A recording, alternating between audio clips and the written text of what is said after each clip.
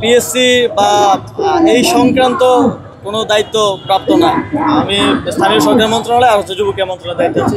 কিন্তু যেহেতু আমরা ছাত্রদের প্রতিনিধি, সেই জায়গা থেকে ছাত্রদের এবং পিএসসির মধ্যে এই যে বিষয়টা, এটা সমাধানের জন্য একটা ব্রিজ হওয়ার চেষ্টা করতেছি।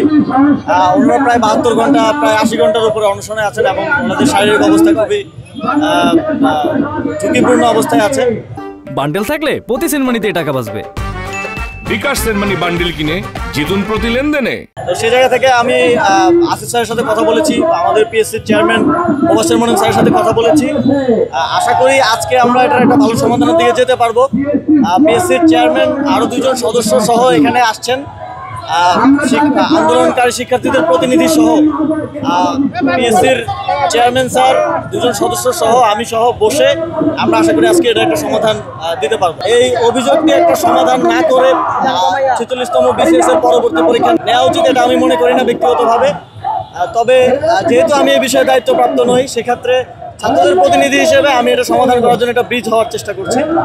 স্যাররা আসছেন, আসার পরে এখানে আন্দোলনকারীদের প্রতিনিধি সহ আমরা বসে একটা আশু সমাধানের দিকে পৌঁছানোর চেষ্টা করব। অনশনকারীরা তো চেয়ারম্যানের পদত্যাগ চাচ্ছেন, সে বিষয়টা কিভাবে দেখবেন? পদত্যাগের কথাটা এখন ওনারা অফিসিয়ালি বলেন নাই। ওনারা আমাকে যতটুকু বলেছেন, ওনারা এক দফার দিকে যাবেন, কিন্তু এখনো এই বিষয়ে হয়তো চূড়ান্ত কিছু এখনো আমাকে বলা হয়নি আর কি। তো আমরা স্যার আসছেন, মোবাশ্বের মনির স্যার আসছেন, আসার পরে পিএসসির প্রতিনিধি সহ এখানকার আন্দোলনকারীদের প্রতিনিধি সহ আমরা বসে এটা একটা আশু সমাধানে পৌঁছাতে পারবো বলে আশাবাদী।